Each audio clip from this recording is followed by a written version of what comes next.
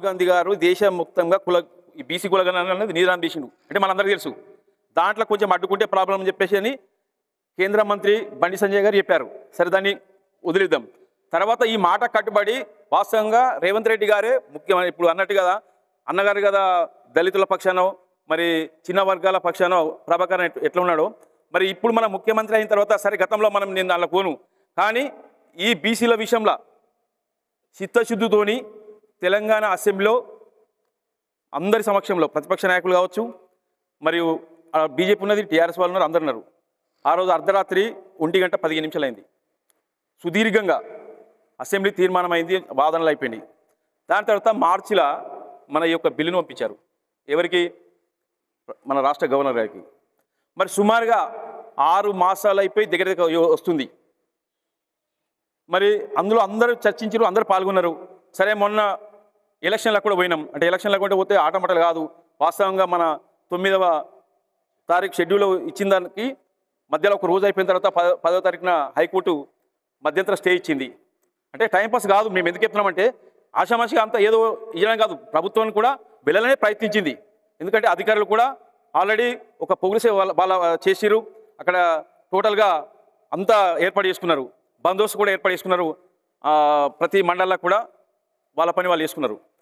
మరి అప్పుడు 10వ తారీఖు నాడు స్టే రావడం చలో మన బీసీలకు దురదృష్టం కావచ్చు. మరి దాంట్లో ఏదో టైంపాస్ చేయాలనుకుంటే ఆ విధంగా కూడా పోదు. సరే మేము ఒక విషయం అడుగుతున్నాం, కాంగ్రెస్ పార్టీ చిత్తశుద్ధితో ఉంటేనే బీసీలకు తీర్మానం చేసింది. మరి మీరు అనుకున్నట్టు కదా ఎవరు చేయాలా? మొన్న బంధుల అందరం పాల్గొన్నాం. కాంగ్రెస్ వాళ్ళు పాల్గొన్నాం, టీఆర్ఎస్ వాళ్ళు పాల్గొన్నారు, బీజేపీ వాళ్ళు పాల్గొన్నారు. ఇందాక అన్న అయిపోయినట్టు కదా అందరము మాంసాలయం కానీ మన శాఖాలయం కానీ మాంసం ఎటుపోయినట్టుగా మరి అది మనం ఆలోచిద్దాం. మరి ఒక విషయం నేను చెప్తున్నాను.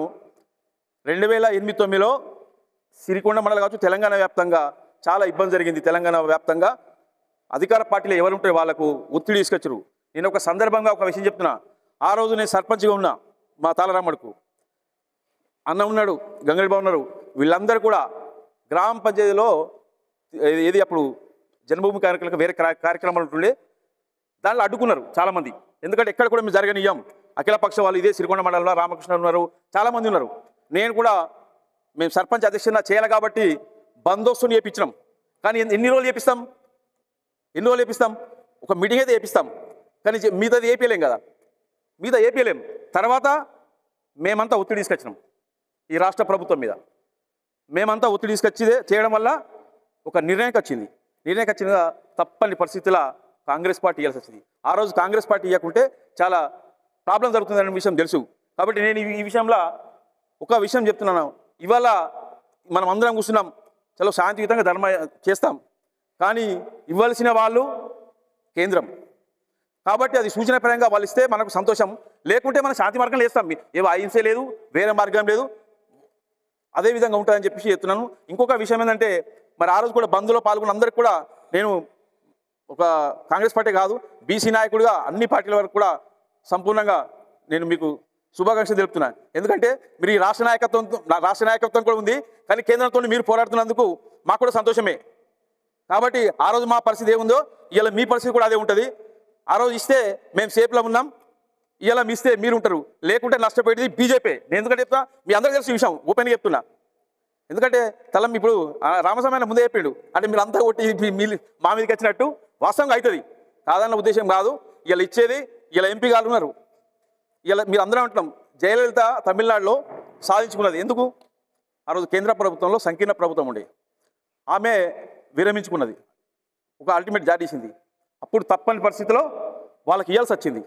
మా బీజేపీ పార్టీ తరఫున ఒక బీసీ నాయకుడిగా బీసీల 42% సాధించుకోవడం కోసం మీతో పాటు కలిసి నడుస్తాం, అవసరమైతే కండువాలు పక్కకు పెడతాం.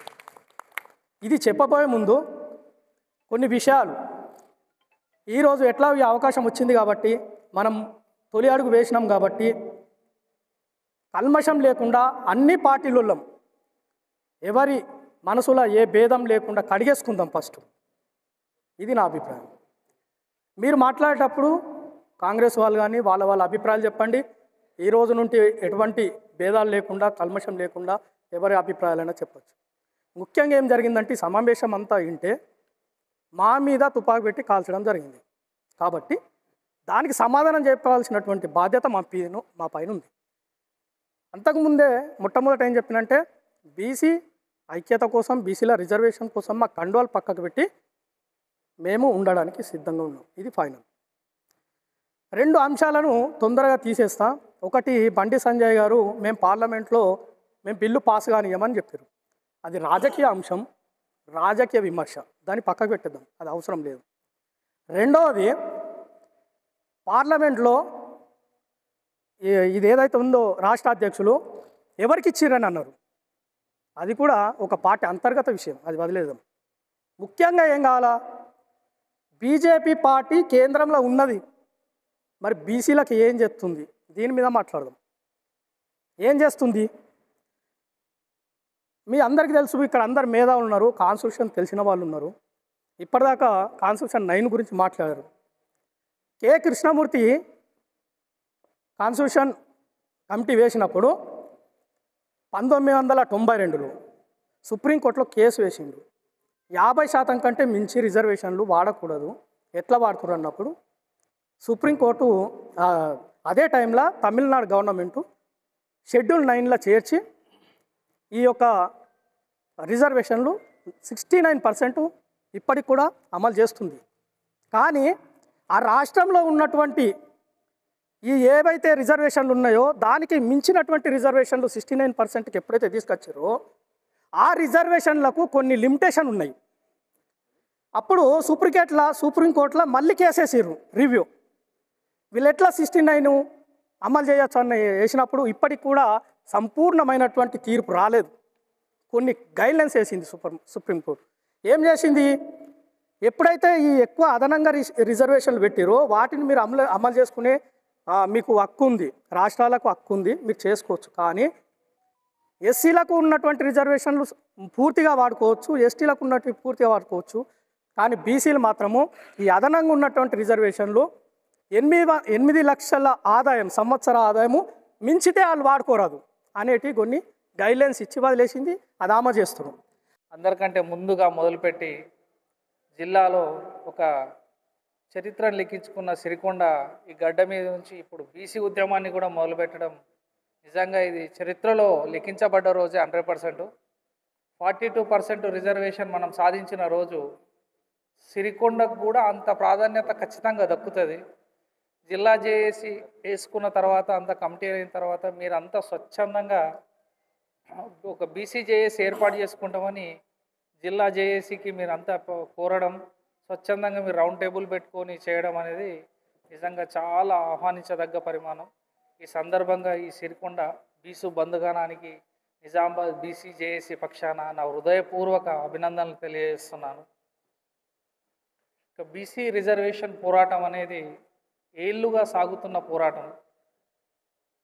తెలంగాణ ఉద్యమం, బీసీ ఉద్యమం ఒక విధంగా తెలంగాణ ఉద్యమం కంటే బీసీ ఉద్యమం చాలా పాతది. 1931 బ్రిటిష్ వాళ్ళ కాలంలో కుల లెక్కలు తీశారు తప్ప అప్పటి నుంచి ఇప్పటి వరకు కులగణన అనేది దేశంలో ఎక్కడా జరగలేదు. 2011లో జనాభా లెక్కలైనాయి. ఈసారి కొత్తగా మన పెద్దలు బీసీ సంఘాల ఆర్ కృష్ణయ్య గారి ఆధ్వర్యంలో చాలాసార్లు కేంద్ర ప్రభుత్వాలను ఎన్నో ఏళ్ళుగా కోరుతూ ఉన్నారు, కులగణన చేయండి అని కోరుతున్నారు. అది నెరవేరే అవకాశం తొందరలోనే ఉంది. 2026లో జనగణనతో పాటు కులగణన కూడా చేస్తామని కేంద్ర ప్రభుత్వం చెప్పడం జరిగింది. ఇది అందరం మనం గమనించాలి.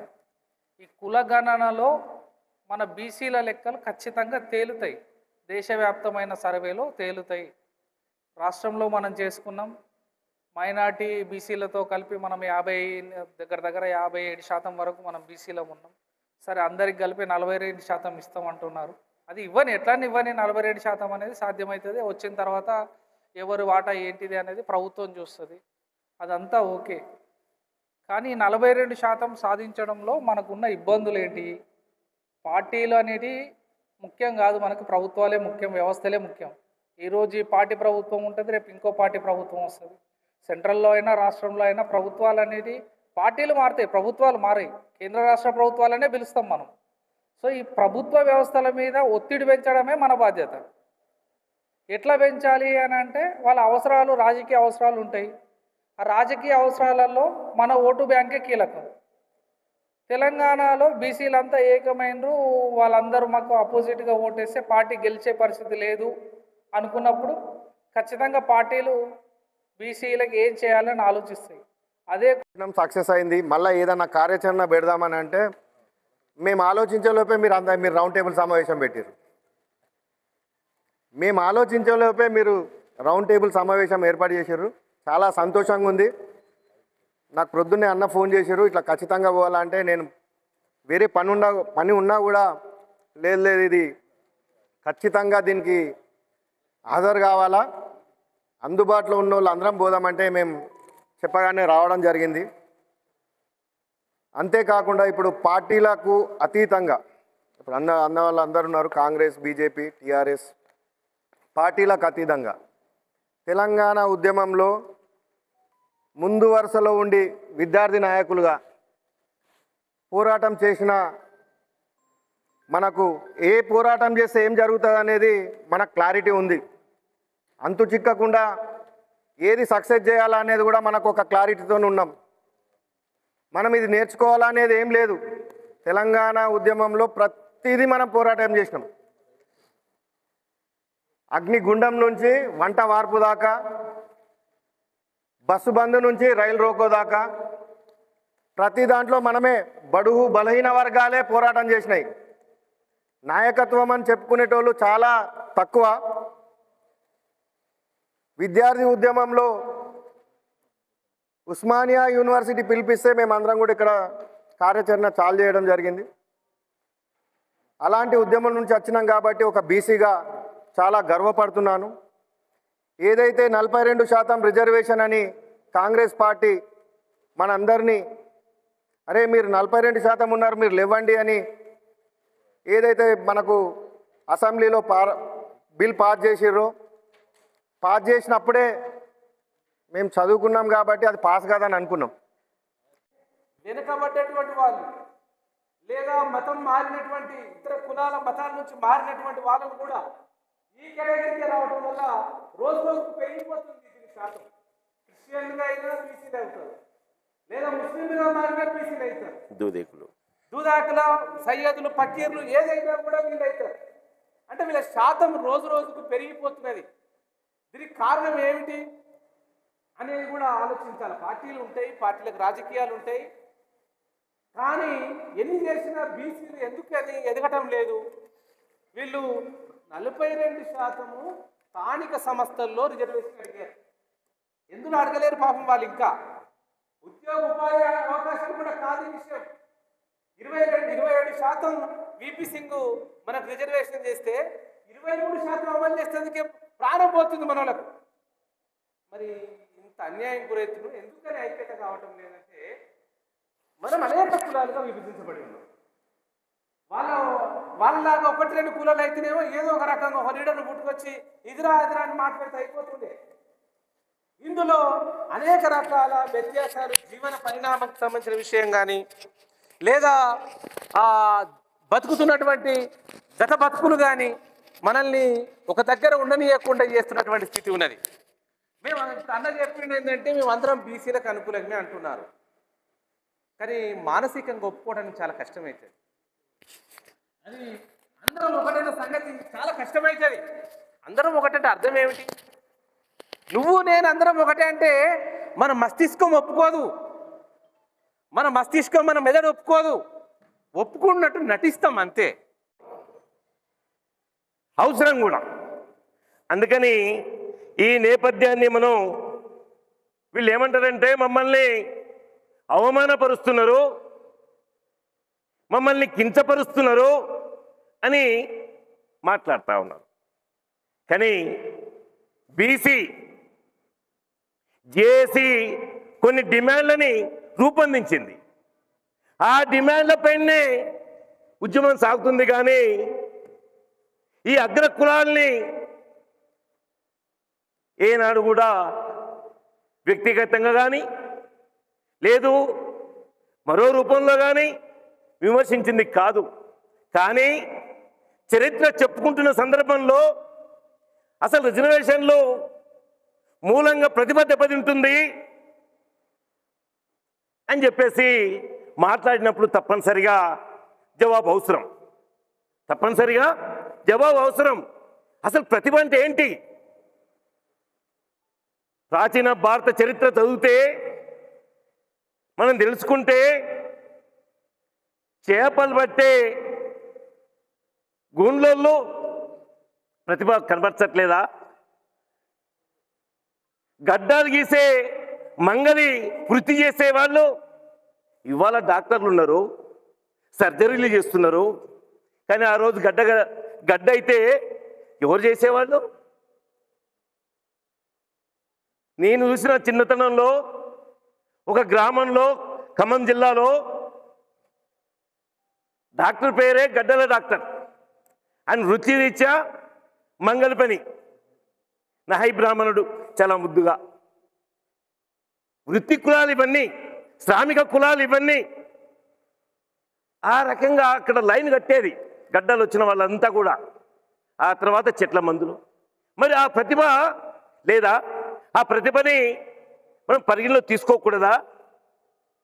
ఏ పద్మశాలీలు ప్రపంచంలోనే అగ్గిపెట్టెలో పెట్టగలిగిన చీరని నేసి, అంటే మీరు ఏమైనా అనొచ్చు అగ్గిపెట్టె పెద్ద సైజు ఏమని.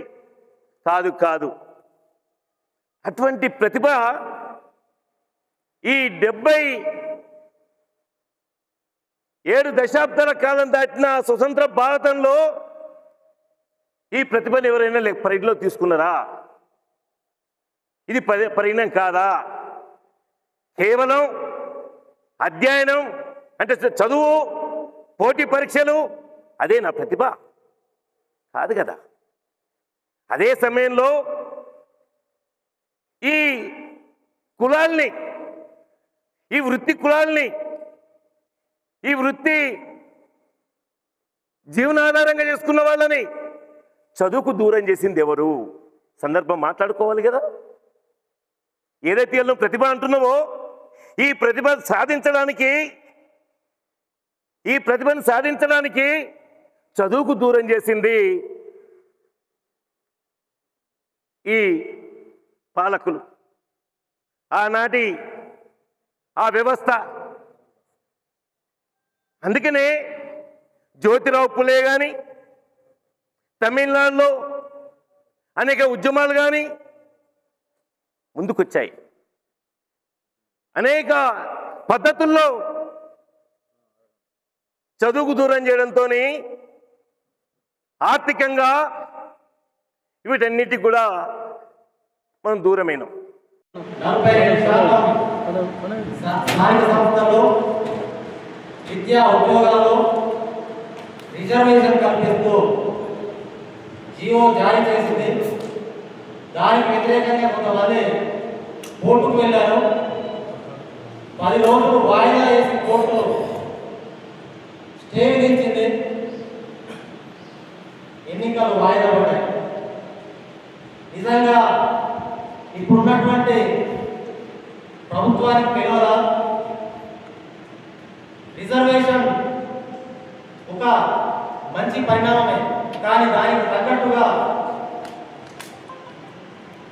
పోరాటం, దానికి తగ్గట్టుగా విధి విధానాలు రూపొందించుకోవడంలో ఈ ప్రభుత్వం విఫలమైందనే విషయాన్ని సందర్భంగా గుర్తు చేస్తా ఉన్నాం. ఈ దేశంలో 50 కంటే ఎక్కువ 60% బీసీలు ఉన్నారు. ఆ బీసీలు ఎస్సీ ఎస్టీల కంటే ఎక్కువ వారి హక్కుల సాధనలో వెనుకబడి ఉన్నారు అనేది ప్రభుత్వాలు చెప్తా ఉన్నాయనే విషయాన్ని కూడా నేను ఈ సందర్భంగా తెలియజేస్తా ఉన్నాను. రాహుల్ గాంధీ గారు దేశముక్తంగా ఈ బీసీ కులగణన అనేది నిరాన్ చేసిండు అంటే మనందరికీ తెలుసు. దాంట్లో కొంచెం అడ్డుకుంటే ప్రాబ్లం అని చెప్పేసి అని కేంద్ర మంత్రి బండి సంజయ్ గారు చెప్పారు. సరే, దాన్ని వదిలిద్దాం. తర్వాత ఈ మాట కట్టుబడి వాస్తవంగా రేవంత్ రెడ్డి గారే ముఖ్యమైన, ఇప్పుడు అన్నట్టు కదా అన్నగారు కదా, దళితుల పక్షానో మరి చిన్న వర్గాల పక్షానో ప్రభాకర్ ఎట్లా ఉన్నాడో, మరి ఇప్పుడు మన ముఖ్యమంత్రి అయిన తర్వాత సరే గతంలో నేను దానిలో పోను, కానీ ఈ బీసీల విషయంలో చిత్తశుద్ధితోని తెలంగాణ అసెంబ్లీలో అందరి సమక్షంలో ప్రతిపక్ష నాయకులు కావచ్చు, మరియు బీజేపీ ఉన్నది, టీఆర్ఎస్ వాళ్ళు ఉన్నారు, అందరు ఉన్నారు. ఆ రోజు అర్ధరాత్రి 1:15 అయింది. సుదీర్ఘంగా అసెంబ్లీ తీర్మానం అయింది, వాదనలు అయిపోయినాయి. దాని తర్వాత మార్చిలో మన ఈ యొక్క బిల్లును పంపించారు. ఎవరికి? మన రాష్ట్ర గవర్నర్ గారికి. మరి సుమారుగా 6 మాసాలు అయిపోయి దగ్గర వస్తుంది. మరి అందులో అందరూ చర్చించారు, అందరూ పాల్గొన్నారు. సరే, మొన్న ఎలక్షన్లకు కూడా పోయినాం. అంటే ఎలక్షన్లకు కూడా పోతే ఆటమటలు కాదు. వాస్తవంగా మన 9వ తారీఖు షెడ్యూల్ ఇచ్చిన దానికి మధ్యలో ఒక రోజు అయిపోయిన తర్వాత 10వ తారీఖున హైకోర్టు మధ్యంతర స్టే ఇచ్చింది. అంటే టైంపాస్ కాదు. మేము ఎందుకు చెప్తున్నామంటే ఆషామాషిగా అంతా ఏదో ఇవ్వడం కాదు, ప్రభుత్వాన్ని కూడా వెళ్ళాలనే ప్రయత్నించింది. ఎందుకంటే అధికారులు కూడా ఆల్రెడీ ఒక పొగిసే వాళ్ళ చేసిరు. అక్కడ టోటల్గా అంతా ఏర్పాటు చేసుకున్నారు, బందోబస్తు కూడా ఏర్పాటు చేసుకున్నారు. ప్రతి మండలంలో కూడా వాళ్ళ పని వాళ్ళు చేసుకున్నారు. మరి అప్పుడు 10వ తారీఖు నాడు స్టే రావడం, చలో మన బీసీలకు దురదృష్టం కావచ్చు. మరి దాంట్లో ఏదో టైంపాస్ చేయాలనుకుంటే ఆ విధంగా కూడా పోదు. సరే, మేము ఒక విషయం అడుగుతున్నాం. కాంగ్రెస్ పార్టీ చిత్తశుద్ధితో ఉంటేనే బీసీలకు తీర్మానం చేసింది. మరి మీరు అనుకున్నట్టు కదా, ఎవరు చేయాలా? మొన్న బంధుల అందరం పాల్గొన్నాం. కాంగ్రెస్ వాళ్ళు పాల్గొన్నాం, టీఆర్ఎస్ వాళ్ళు పాల్గొన్నారు, బీజేపీ వాళ్ళు పాల్గొన్నారు. ఇందాక అన్న చెప్పినట్టు కదా, అందరము మాంసాలయం కానీ మన శాఖాలయం కానీ మాంసం ఎటువైనట్టుగా. మరి అది మనం ఆలోచిద్దాం. మరి ఒక విషయం నేను చెప్తున్నాను. 2008-9లో సిరికొండ మండలం కావచ్చు, తెలంగాణ వ్యాప్తంగా చాలా ఇబ్బంది జరిగింది. తెలంగాణ వ్యాప్తంగా అధికార పార్టీలో ఎవరుంటే వాళ్ళకు ఒత్తిడి తీసుకొచ్చారు. నేను ఒక సందర్భంగా ఒక విషయం చెప్తున్నా. ఆ రోజు నేను సర్పంచ్గా ఉన్నా. మా తాళరామడుకు అన్న ఉన్నాడు, గంగడి బాబు ఉన్నారు. వీళ్ళందరూ కూడా గ్రామ పంచాయతీలో ఏది అప్పుడు జన్మభూమి కార్యక్రమాలకు వేరే కార్యక్రమాలు ఉంటుండే, దానిలో అడ్డుకున్నారు చాలామంది. ఎందుకంటే ఎక్కడ కూడా మేము జరగనియ్యాం. అఖిలపక్ష వాళ్ళు ఇదే సిరికొండ మండలంలో రామకృష్ణ ఉన్నారు, చాలామంది ఉన్నారు. నేను కూడా మేము సర్పంచ్ అధ్యక్షుడిగా చేయాలి కాబట్టి బందోబస్తుని చేయించినాం. కానీ ఎన్ని రోజులు చేపిస్తాం? ఒక మీటింగ్ అయితే చేపిస్తాం, కానీ మిగతాది ఏపీలేం కదా. ఏపీలేం. తర్వాత మేమంతా ఒత్తిడి తీసుకొచ్చినాం ఈ రాష్ట్ర ప్రభుత్వం మీద. మేమంతా ఒత్తిడి తీసుకొచ్చి చేయడం వల్ల ఒక నిర్ణయం వచ్చిందిగా తప్పని పరిస్థితుల్లో కాంగ్రెస్ పార్టీ ఇవ్వాల్సి వచ్చింది. ఆ రోజు కాంగ్రెస్ పార్టీ ఇవ్వకుంటే చాలా ప్రాబ్లం జరుగుతుందనే విషయం తెలుసు. కాబట్టి నేను ఈ విషయంలో ఒక విషయం చెప్తున్నాను. ఇవాళ మనం అందరం కూర్చున్నాం, చాలా శాంతియుతంగా ధర్మ చేస్తాం. కానీ ఇవ్వాల్సిన వాళ్ళు కేంద్రం. కాబట్టి అది సూచనపరంగా వాళ్ళు ఇస్తే మనకు సంతోషం. లేకుంటే మనం శాంతి మార్గంలో వేస్తాం. ఏవో అహింసే లేదు, వేరే మార్గం లేదు, అదే విధంగా ఉంటుందని చెప్పేసి చెప్తున్నాను. ఇంకొక విషయం ఏంటంటే, మరి ఆ రోజు కూడా బంద్లో పాల్గొన్న అందరికి కూడా నేను ఒక కాంగ్రెస్ పార్టీ కాదు, బీసీ నాయకుడిగా అన్ని పార్టీల వరకు కూడా సంపూర్ణంగా నేను మీకు శుభాకాంక్షలు తెలుపుతున్నాను. ఎందుకంటే మీరు ఈ రాష్ట్ర నాయకత్వం కూడా ఉంది, కానీ కేంద్రంతో మీరు పోరాడుతున్నందుకు మాకు కూడా సంతోషమే. కాబట్టి ఆ రోజు మా పరిస్థితి ఏముందో ఇవాళ మీ పరిస్థితి కూడా అదే ఉంటుంది. ఆ రోజు ఇస్తే మేము సేఫ్లో ఉన్నాం, ఇవాళ మీ ఇస్తే మీరు ఉంటారు. లేకుంటే నష్టపోయేది బీజేపీ. నేను ఎందుకంటే చెప్తున్నా, మీ అందరికీ తెలిసిన విషయం, ఓపెన్గా చెప్తున్నా. ఎందుకంటే తలం ఇప్పుడు రామస్వామి ముందే చెప్పాడు. అంటే మీరు అంతా కొట్టి మా మీదకి వచ్చినట్టు వాస్తవంగా అవుతుంది, కాదన్న ఉద్దేశం కాదు. ఇలా ఇచ్చేది ఇలా ఎంపీ గారు ఉన్నారు. ఇలా మీరు అందరం అంటున్నాం, జయలలిత తమిళనాడులో సాధించుకున్నది ఎందుకు? ఆ రోజు కేంద్ర ప్రభుత్వంలో సంకీర్ణ ప్రభుత్వం ఉండే, ఆమె విరమించుకున్నది, ఒక అల్టిమేట్ జారీసింది. అప్పుడు తప్పని పరిస్థితిలో వాళ్ళకి ఇవ్వాల్సి వచ్చింది. కొద్ది రోజుల కింద మేము హైదరాబాద్లో ఒక దగ్గర మేము అంటే ఒక హోటల్లో టిఫిన్ చేస్తూ ఉంటే ఒక ఎమ్మెల్యే అంటాడు, అరే మీరు కొద్దిగా ఉద్యమం తీవ్రం చేయరు, బయటకు మంత్రి పదవి వస్తా అంటాడు. అంటే ఎవరి శివాల మీద నువ్వు ఏం రాజకీయం చేస్తున్నావు రాబాయ్? అవసరం అది. అందుకని దయచేసి చెప్తున్నా, ఈ ఉద్యమము ఇక్కడ ఉన్న మన కోసం కాదు, మన పిల్లల భవిష్యత్తు కోసం. ఇవాళ ఈడబ్ల్యూఎస్ గురించి సోదరులు చాలా మంది చెప్పారు. అట్లనే బీసీ రిజర్వేషన్ కు 42 చేస్తే ఏమవుతుంది అనే దాని గురించి చెప్పిండు. సరే, బీసీ రిజర్వేషన్ 42% చేస్తే 10% మైనార్టీలకు పోతుందని అంటున్నాం. మరి ఈడబ్ల్యూసీలో మైనార్టీలకు ఎంత అవుతుంది చెప్తలేవు. ఎందుకు విభజించి పాలిస్తారు? ఆనాడు బ్రిటిష్ వాడు, మొన్న నైజాము, ఈ అగ్రవర్ణాల వారు, వీళ్ళందరి సూత్రం ఒకటే, మనల్ని విడదీస్తేనే వాళ్ళు పాలకులవుతారు. మనం ఐక్యంగా అయిన వరకు వాళ్ళు అసెంబ్లీ గేట్ కూడా దొక్కేంత స్థానం లేదు వాళ్ళకు. మనం అదొక్కటి గ్రహించుకొని ఇప్పటిదాకానే ఒక్క 2 నిమిషాల ముందు రాజకీయ పార్టీలలో మనం కొనసాగుతున్నాం. ఎన్నో వివిధ రాజకీయ పార్టీలలో ఒక పార్టీని మనము విమర్శిస్తున్నాం అనంటే మన మీద విమర్శించుకోవద్దు. అవును, నా పార్టీ అధిష్టానము నా జాతికి అన్యాయం చేస్తుందని చెప్పేసి మనము కొనసాగుతున్న పార్టీ అధిష్టానాన్ని మనం ప్రశ్నించాల. ఏంది మీరు చేస్తున్నది మా జాతికి అన్యాయము, మీరు మాకు అనుకూలంగా ఉద్యమంలోకి వస్తారా లేకపోతే మా కోరికలు నెరవేరుస్తారా అనేది మనం వాళ్ళని నిలదీయాలి. కానీ మనలో మనము ఎప్పుడు కూడా ఈ వాదాలు పెట్టుకొని మన ఉద్యమాన్ని పక్కదారి పట్టించుకునే ప్రయత్నాలు మనం చేయదు దయచేసి. ఇంకో విషయం ఏంటంటే ఈ జేఏసీ యొక్క ముఖ్య ఉద్దేశం సిరికొండ ఏదైతే ఉన్నదో ఈ రోజు కాదు, ఈ ఉద్యమాలకు ఇది ఉద్యమకారులను అందించిన మండలం ఇది. ఈ సిరికొండ అయితే ఏంది, దరిపల్లి ఏంది, ఇందల్వ ఏంది, డిచ్పల్లి ఏంది అంటే ఇక్కడ కొన్ని చాలా మటుకు నిజామాబాద్ జిల్లానే ఉద్యమాలకు పెట్టింది వేరు. 100 మంది కాదు 1000 మంది కూడా ఇక్కడికి రావాలనంటే ఇంటికడ చెప్పేస్తుర్రి, వార్తలు చూసుకుంటూ ఉండు, నేను మళ్ళీ పానంతో వస్తాను, నా సాగుకు వరస్తుంది అన్నట్టు. అంతటి తీవ్రతరమైన ఉద్యమకారులు ఉన్న ప్రాంతం ఇది. మరి ఈ రోజు ఏమైంది? మనం ఇంతమంది ఉండి 55-60% ఉండి మనల్ని నాయకులుగా తయారు చేసుకోలేకపోతున్నాం. ఇవాళ రాబోయేది మనము 42% ఏదైతే స్థానిక సంస్థలు అంటున్నామో అగ్రవర్ణాల వారి ఉద్దేశం ఏది? వీళ్ళకు 42% మనం ఇస్తే ఇప్పుడు 27% ఉంటేనే 50% దాటిర్రు స్థానిక సంస్థల సర్పంచులు ఎంపీడీసు. ఇప్పుడు ప్రజెంట్ మనం 50% కంటే ఎక్కువ సర్పంచులు ఎంపీడీసీలుగా. ఒకవేళ 42% ఇచ్చిన మనకు వీళ్ళు ఒక్కసారి సర్పంచు, ఎంపీటీసీ, ఎంపీపీ, జెడ్పీటీసీ దీనికి అధికారానికి సైమరుగుతే రేపు పొద్దుగల్లా ఈ చట్టసభలలో కూడా మమ్మల్ని సావగొడతారు వీళ్ళు. అందుకే వీళ్ళను ఇక్కడికి ఆపేయాలా, ఇదే గేట్ పెట్టేయాలని చెప్పేసి పార్టీలన్నీ కూడా ఒక్కడే ఇదంతా మీద ఆడుతున్న నాటకం. నేను కొట్టినట్టు చేస్తా, నువ్వు మొత్తుకున్నట్టు చేయనట్టు. ఏ రాజకీయ పార్టీ కూడా మన బీసీల కొరగబెట్టింది ఏం లేదు ఇప్పటి వరకు కూడా.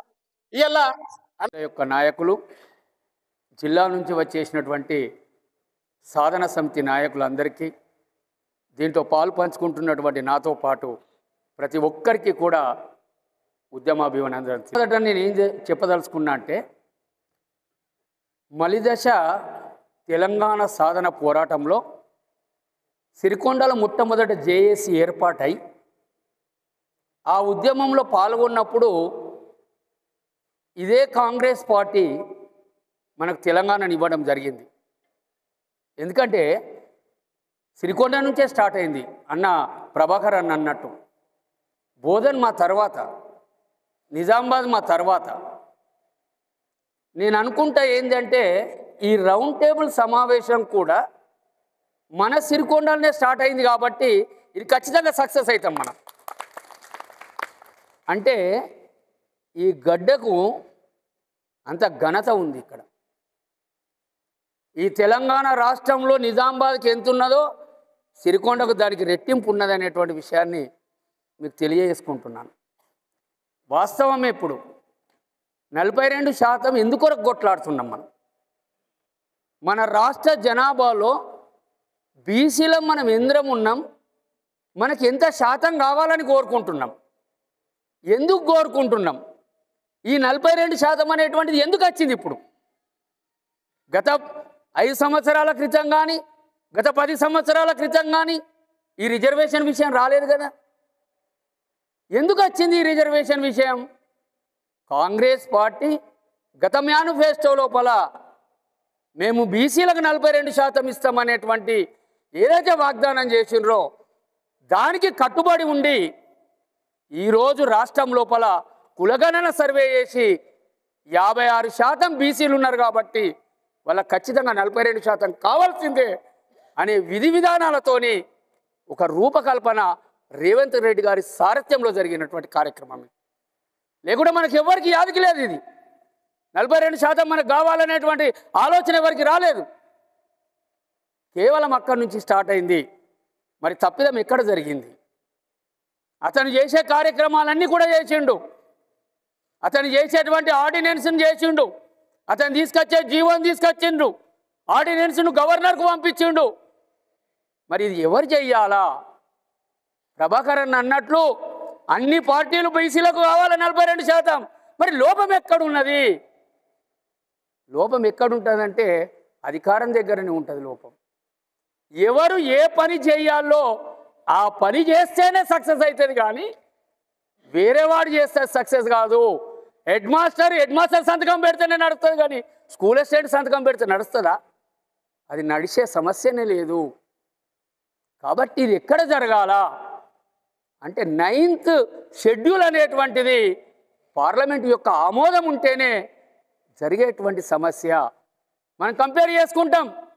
ఈరోజు మరి అక్కడ ఉండేటువంటి తమిళనాడు లోపల 69% ఎట్లా వచ్చింది, మరి మనకేమో ఎందుకు అట్లా వస్తున్నది అనేటువంటి విషయాన్ని మనం కంపేర్ చేసుకుంటాం. ఇక్కడ కంపేర్ చేసుకున్నప్పుడు అప్పుడున్న ప్రభుత్వం కావచ్చు, అప్పుడున్న పాలకులు కావచ్చు, అప్పుడు పార్లమెంట్ యొక్క ఆమోదం పొందింది కాబట్టి అందుకోసం వాళ్ళకి 69% ఉన్నది.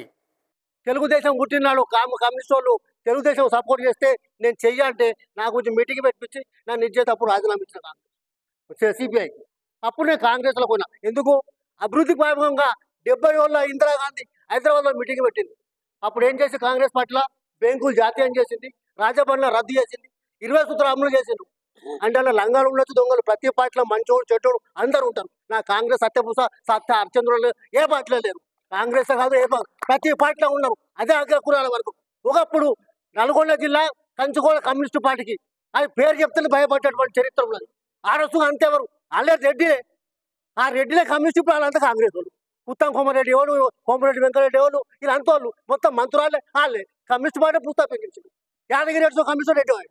కాబట్టి అన్ని పార్టీలో స్వార్థపరులు చాలా ఉన్నారు. కొంత ఎవరో ఒకళ్ళు ఊటికి ఇప్పుడు ప్రభాకరు అటువంటి నాయకుడు నేను తింటూ ఉన్నా. 52 సంవత్సరాలతో రాజకీయం చేస్తున్నాను. 72 నాది స్టార్టింగ్ నాది. కాబట్టి నేను బీసీలే కోతా. ఇప్పుడు నా ఉదాహరణ చెప్తా. బీసీలలో మొన్న పోయిన జడ్పీటీసీలో నామినేషన్ ఇస్తా. నేను బ్లాక్ కాంగ్రెస్ ప్రెసిడెంట్ని. నాకు గుర్తు లేకుండా భూపతి రెడ్డి, మోహన్ రెడ్డి వాడికి రెడ్డికి ఇచ్చుకున్నాడు. మరి ఇవ్వలేదు అంటే అర్థమైంది ఈ బీసీ డెవలప్ కావద్దు కదా, మనం డెవలప్ జరుగుతాము. కాబట్టి అటువంటి అన్యాయం జరుగుతుంది ఖచ్చితంగా అన్ని పార్టీలలో ఉన్నది. కాబట్టి మనం తెగపడుతుంది, మనకు ముందు వస్తాం. కాబట్టి మనల్ని మనకే ఆడుకుంటే బయకతే ఇది గుంజురాం మన కాలాలు నేర్పుతారు. పక్కపోండి అధికారం వచ్చేటోళ్ళు కాము. సరే, నాయకులు పార్టీ ఏం చెప్తుందో అక్కడ మనం మాట్లాడతాం. అది వాస్తవం. ఏ పార్టీ ఉన్నప్పుడు కూడా నేను కూడా ఒక పార్టీలో బాధ్యుని. కాబట్టి మనం ఇక్కడ వచ్చినప్పుడు ఇక్కడ కొంత పార్టీలో మాట్లాడుతూ మనస్పర్ధలు వచ్చే అవకాశం ఉంది. నేను టీఆర్ఎస్ కానీ, కాంగ్రెస్ కానీ, బీజేపీ కానీ, ఇతర పార్టీ కాదు, మనమందరం విమర్శని ఒక పెద్ద మనసు స్వీకరించాలి. ఇక్కడ మీరు మాట్లాడితేనే మీరు అక్కడ పార్టీలో చర్చించే అవకాశం ఉంటుంది, నిర్భయంగా మాట్లాడే అవకాశం ఉంటుంది. సరే, పార్టీ విషయాలు అక్కడ మాట్లాడే చర్చకు పెట్టే సంతోషమే. కానీ బీసీలకు ఎవరు బాధ్యులు, దాని మీద మీరు అక్కడ మీ పార్టీలో కూడా మాట్లాడే శక్తిని, ధైర్యాన్ని మీ పార్టీలో నిర్మోహమాటంగా బీసీ బిల్లుకు అన్ని రాజకీయ పార్టీల్లో ఉన్నట్టు అందరం కూడా మన పార్టీలో చర్చ జరగాల. అది కాంగ్రెస్ కావచ్చు, బీజేపీ కావచ్చు, నేను టీఆర్ఎస్. కాబట్టి ఇక్కడ చాలా పార్టీలు ఉన్నారు. కాబట్టి మేము కూడా పార్టీలో చర్చ పెడతాం. ఖచ్చితంగా ఏ మీటింగ్ జరిగినా ఆ మీటింగు ఖచ్చితంగా నిర్మోహమాట బహిరంగంగా ఏతే మొన్న అన్ని పార్టీలు ఏతే రాష్ట్రంలో జేఏసీ, బీసీ జేఏసీ పిలిపించిందో 4 రోజులనే మొత్తం రాష్ట్ర వ్యాప్తంగా హైదరాబాద్ నుంచి పిలిపించిన కార్యక్రమం గ్రామంలో కూడా బంద్ కార్యక్రమం జరిగిందంటే బీసీలకు ఉన్న ఐక్యత ఏందనే విషయం రాజకీయ పార్టీలకు అర్థమైంది. కాబట్టి బీసీ బంధులో మనం పోకపోతే వీళ్ళు నిలదీస్తారు, మనకు అడుగుతారు అనేటువంటి కాన్సెప్ట్తో నిర్మోహమాటంగా వాళ్ళు మరి రేపు చెప్పుకోవడానికి అవకాశం ఉండే విధంగానే మొన్న జరిగిన బంధులో ఎన్ని కుట్రలు ఉన్నాయో ఏమున్నాయో మనసులో ఏముందో తెలియదు. కానీ మొన్న బీసీ బంధుకు మాత్రం బహిరంగ అన్ని రాజకీయ పార్టీలు మేము మద్దతునే వచ్చేసినాయి. కాబట్టి మనం అర్థం చేసుకోవాలా, మనం ఎంత ఈ యొక్క రాజ్యంలో మనం ఎంత కీలకమో మనకు అర్థం కావాలా. ఆ ఓటు విలువ ఏందో వాళ్ళకు తెలుసు. కాబట్టి బీసీలకు ఏం అన్యాయం చేసినా వాళ్ళతో పోకపోతే, వాళ్ళ ఉద్యమాన్ని బలపరచకపోతే, వాళ్ళ ఎంత మనం ఉండకపోతే ఒక్కోళ్ళంటే ఒక్కోళ్ళు అసెంబ్లీలు ఉండలేరు, పార్లమెంట్ ఉండలేరు, గ్రామ సర్పంచ్, వార్డు మెంబర్లు ఉండలేని విషయం మనం గుర్తు చేసుకోవాలా. కాబట్టి వాళ్ళ అవసరం ఉంది కాబట్టి మనం వచ్చిర్రు. అందుకోసమే మనం ఏంటంటే గుర్తుపెట్టుకోవాలా, తెలంగాణ ఉద్యమంలో పాల్గొన్నాం, తర్వాత మండల్ కమిషన్ ఉద్యమంలో పాల్గొన్నాం. కానీ అది వేరే వాళ్ళ కావచ్చు. ఈ బీసీ ఏతుందో 42% అది కంట తడుపే. కానీ మీకు రావాల్సింది ఎంత? 57% రావాలా. ఈ 57% ఎప్పుడు వస్తుంది? ఈ 42% ఈ యొక్క రాజకీయ పార్టీల మీద మనం గట్టిగా ఒత్తిడి తెచ్చి అసెంబ్లీలో ఎట్లే తీర్మానం చేసిందో పార్లమెంటులో బిల్లు కూడా వచ్చే విధంగా 9th షెడ్యూల్లో చేసే విధంగా ఒత్తిడి రావాలంటే మనమందరం కూడా గ్రామాల నుంచి రాష్ట్రం వరకు పెద్ద ఎత్తున ఉద్యమాలు చేయాల్సిన అవసరము ఉందని చెప్పి ఈ సందర్భంగా తెలియజేస్తున్నా. ఆ ఒత్తిడి మనం పార్టీలో పెంచకపోతే మన బిల్లు పాస్ కాదు. మనకు చరిత్ర ఉంది, అనుభవాలు ఉన్నాయి, గుణపాఠాలు ఉన్నాయి. అనేక బీసీ బిల్లులు ఎక్కడ కూడా తమ్ముడు చెప్పి అనేక విషయాలు చెప్పిండు. ఆ ఎక్కడ బీసీ బిల్లు విజయవంతం కాలేదు. కాబట్టి కానియరు అదే తరగతిలో అదే వ్యక్తులు అన్ని పార్టీలో ఉంటారు, అదే శక్తులు అన్ని పార్టీలో ఉంటారు. కానీ ఇప్పుడు రాకపోతే బీసీ బిల్లు మళ్ళా రాదు. అదే విషయంతో మనందరం కూడా శాసనసభలో తీర్మానం చేసి పంపితే ఇది ఖచ్చితంగా బీజేపీ చేయాలి. ఎందుకంటే బీజేపీ చేయకపోతే ఇది అమలు కాదు. తెలంగాణ రాష్ట్రం అమలు చేస్తే కేంద్ర ప్రభుత్వం అమలు చేయకపోతే కాదు. ఎందుకంటే మన రాష్ట్రంలో ఇంతకు మన తెలంగాణ ఏర్పడేటప్పుడు శాసనసభలో శాసనసభలో ఉన్నటువంటి నాయకులందరూ ఇక్కడ తీర్మానం చేసి కేంద్ర ప్రభుత్వం పంపితేనే మన తెలంగాణ ఏర్పడిన తర్వాత అందరు ఐక్యంగా ఉండి జేఏసీ తరఫున ప్రతి ఒక్కరూ ఐక్యంగా ఉండి పోరాటం వల్లనే ఈ తెలంగాణను ఏ విధంగానైతే సాధించుకున్నామో మన బీసీల యొక్క 42% కూడా మన అదే విధంగా అందరు ఐక్యత పార్టీలకు ప్రతి ఒక్కరు ఐక్యతగా ఉంటేనే ఇది సాధ్యమవుతుంది. అప్పుడు నేను వచ్చినప్పుడు బయట దేశాలకు వచ్చిన ఈ వంట వార్పు ఈ తెలంగాణ ఇవన్నీ అప్పుడు నేను చూసిన. ఎందుకంటే నేను కూడా మన తాళరాములు కానీ అక్కడ మీతో పాటు నేను కూడా అప్పుడు కాంగ్రెస్ పార్టీ అప్పుడు నేను కూడా అందరు ప్రతి ఒక్కరము పార్టీలకు అత్యధిక అప్పుడు ఏమన్నారు, అరే ఎందుకురా మీరు కాంగ్రెస్ ఉన్నారు, మీరు ద్రోహులు, తెలంగాణ ద్రోహులు, మీరు ఈ పార్టీలకు అనుకూలంగా లేరు, మీరు బయటకు రండిరా, మీరు తెలంగాణకు అనుకూలంగా లేరు, మీ పార్టీలకు కూడా మీరు పదవులకు రాజీనామాలు చేస్తలేరు, మాతో పాటు మీరు వస్తే మీరు కూడా అక్కడ ఆంధ్రలో ఉన్నటువంటి వ్యక్తులంతా వాళ్ళకు అనుకూలంగానే ఎంపీలు కానీ తెలంగాణ బిల్లు పెడితే రిజర్వేషన్ ఇస్తే తెలంగాణ బిల్లు పెడితే వాళ్ళు ఎంపీలు ఎట్లయితే రిజర్వ్ చేశారో మీరు కూడా ఈ తెలంగాణలో ఉన్నటువంటి ఎమ్మెల్యేలు కానీ గ్రామ పంచాయతీలు సర్పంచులు కానీ పదవులు పక్కకు పెట్టి ఏ విధంగా అయితే వచ్చి తెలంగాణ సాధించుకున్నారో మన వాళ్ళు కూడా ఏ పార్టీలో ఉన్నటువంటి వ్యక్తులు కూడా నాయకులు ఉండని ఎమ్మెల్యేలు గారు ఉన్న ఎవరున్నా కానీ ఐక్యంగా ఉండి ఇట్లాంటి 42% మన హక్కులు ప్రతి ఒక్కరు వాళ్ళే ఇప్పుడు రామస్వామి అన్నట్టుగా మనం పార్టీలకు అతీతంగా పార్టీలు ఎవరు ఏ హోదాలు ఉన్నా కులస్తులు ఎవరున్నా మనం అందరం ఐక్యతగా ఉండి ఇప్పుడు వాళ్ళే నేను ఒక్కరోజు విన్నా మీరు చెడుగా అర్థం చేసుకుంటే కాంగ్రెస్ పార్టీ నాయకులు రేవంత్ రెడ్డి గారు ఏమన్నారు, ఇది బీసీలతో సాధ్యం కాదు, ఇది రెడ్డిలతోనే ఈ ముఖ్యమంత్రి సాధ్యమవుతుంది అని చెప్పిండు. దానికి మన వాళ్ళు కూడా వాళ్ళకు గుర్తులుగా ఉండి వాళ్ళకి రాజ్యాధికారం మనం అప్పచెప్పినాం. మన బీసీలకు ఎందుకు రాజ్యాధికారం చేపట్టలేము అనేది మనం ఆత్మవిమర్శన చేసుకోవాలా. మనం ఇప్పుడే కుట్రాంగానే అన్నట్టు వాళ్ళ కిందికి పోయి మనం మోచేతుల నీళ్ళు తాగినట్టుగా మన చేతులకే రాజ్యాధికారం తీసుకొస్తే మన పవర్ ఎట్లా ఉంటుందో ఇంత 42% ఉన్నటువంటి మనం బీసీలమే మనం ఐక్యత లేనప్పుడు మనం ఏ రిజర్వేషన్ కూడా సాధించుకోలేమని నా అభిప్రాయం. మనం అందరం పార్టీలకు అతీతంగా ఉండి ఇది ఈ విధంగా మీరు తప్పు చేస్తున్నారు, ఇది మీరే ఇవ్వాలనే ఉద్దేశంతో అందరూ ప్రతి ఒక్కరూ మనకు పార్టీలకు అతీతంగా ఉండి చేసుకుంటేనే ఇది సాధ్యమవుతుందని నా ఆలోచన చెప్తున్నాను. దయచేసి అన్యత ఈ రిజర్వేషన్ 42 గురించి మనము ఈరోజు జేఏసీగా ఏర్పడి సిరికొండ మండల్ జేఏసీగా మనము ఏర్పడై ఈ కార్యక్రమాన్ని నిర్వహించుకుంటున్నాం. ఎందుకంటే ఈ కార్యక్రమం మనకు బీసీలు 42% రిజర్వేషన్ మనకు కావాలని అట్లాగే మనం కొట్లాడుతుంటే ఇక్కడికే ఆపితే మనము ముందుకెళ్ళలేం. కాబట్టి తెలంగాణ ఉద్యమం లాగా గ్రామాన మండలాల అన్ని గ్రామాలలో ధర్నాలు జనాల్ని కూడగడుతూ మనము ధర్నాలు చేయాలి.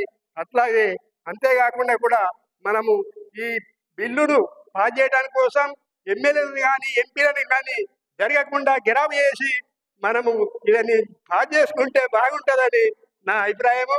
ఎందుకంటే ఈ తెలంగాణనే ఉద్యమాల గడ్డ, ఈ తెలంగాణ అంటేనే సాయుధ పోరాటం చేసినటువంటి గడ్డ. ఈ గడ్డ మీద మనము పోరాటం చేయకపోతే మన బీసీ రిజర్వేషన్లు అమలు కావు.